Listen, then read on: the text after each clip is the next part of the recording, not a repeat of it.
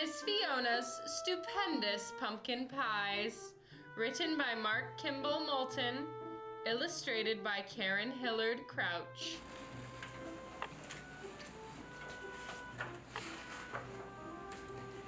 Down past the spooky graveyard and across the stubbled fields, there lies a big old haunted house where all the paint has peeled. The shutters on the windows hang crooked, if at all. The roof is in such bad repair, it looks like it might fall. There's a stone wall in the side yard and a crooked picket fence.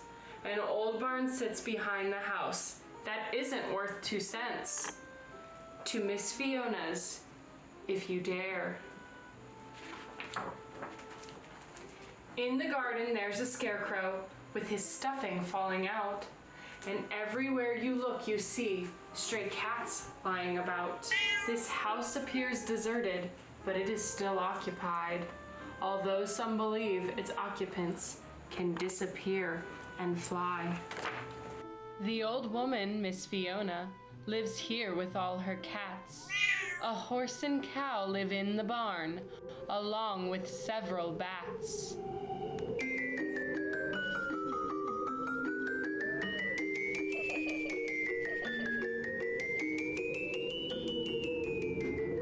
Now legend says Fiona is 400 years and 3, though she never looked much older than 200 years to me.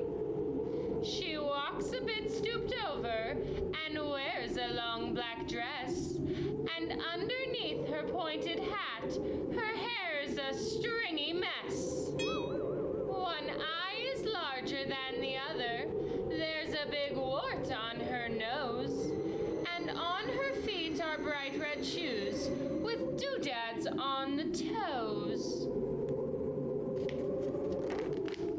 Some folks think she's kooky, dressed like a witch on Halloween, but that just proves appearances aren't always what they seem. For she keeps a tidy garden with a good-sized pumpkin patch, and every Halloween she serves fresh pumpkin pie from scratch. Sometime in late October, Miss Fiona starts her yield and brings in all her pumpkins from her big old pumpkin field. Pumpkins line her windowsills and pumpkins line her floor. She has so many pumpkins, some come rolling out the door. She keeps pumpkins in her attic and some in her wood shed. There are even some who'll tell you she keeps pumpkins in her bed. Then on the day of Halloween, and not one day before, Fiona gathers all her pumpkins and begins her yearly chore.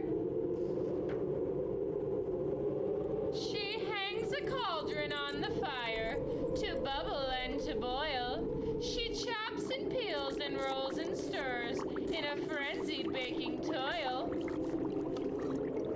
Now and then she'll cackle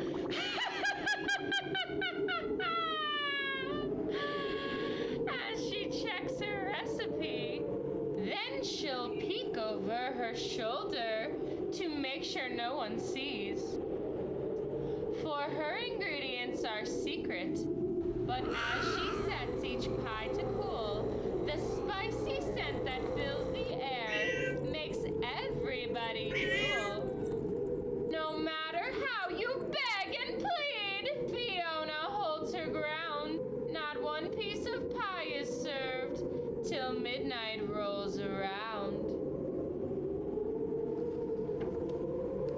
As angels, spooks, and goblins start to gather in the street, the night is filled with laughter and cries of trick or treat.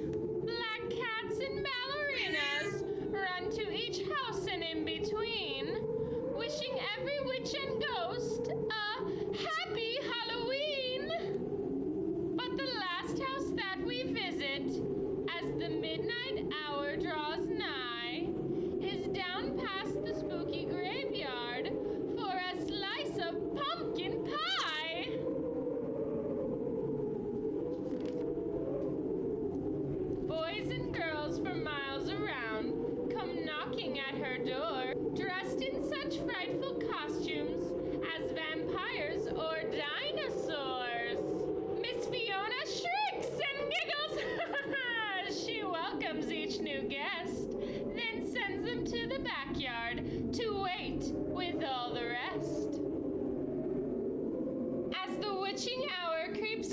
closer, Fiona steps out on her porch with a crow upon her shoulder, in her hand a burning torch. She surveys all of her visitors, and when we wave and smile to greet her, then she slowly lets her spooky gaze fall on one special trick-or-treater. She points and crooks her finger and wiggles her eyebrows, then cackles, "Come on, my dearie, I need help inside my house." This year it's a pink rabbit. That is Miss Fiona's choice. We all look at her with envy, all the little girls and boys. For it's quite the supreme honor to help Fiona serve her pies. A most distinguished, rare accomplishment to be so recognized. The seconds tick by slowly. The anticipation grows. The moon peeks out behind the clouds. The wind begins to blow. Then far off in the distance, the church bells begin to peal. And from inside her kitchen, we hear Miss Fiona squeal. Oh, come all you witches. Come clowns and pirates too. Come celebrate this Halloween and bring your friends with you.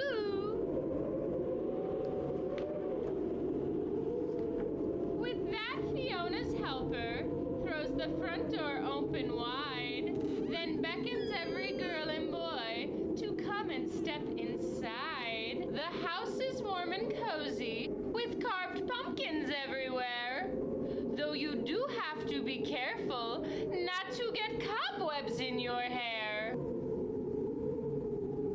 Owls hoot in the pantry, cats lie at Fiona's feet. From upstairs we hear wails and moans that make Halloween complete. The pies are most delicious. She also serves warm cider. Then she passes out souvenir rings in the shape of creepy spiders. And after every one of us has had cider and been fed, she tells us spooky stories that make our eyes pop from our heads. And as we leave, she sends us home with an extra slice of pie for Mom and Dad and Grandma, who will wait up till we arrive. Most folks are very curious about Fiona and her ways, but it's mostly her pumpkin pies we talk about for days. I must admit Fiona's kooky with her warts and pale green skin, but who cares how kooky someone looks when there's goodness deep within? Still, I scratch my head and wonder when folks ask the secret to her pie, 'cause she'll wink and snort and cackle to everyone's surprise.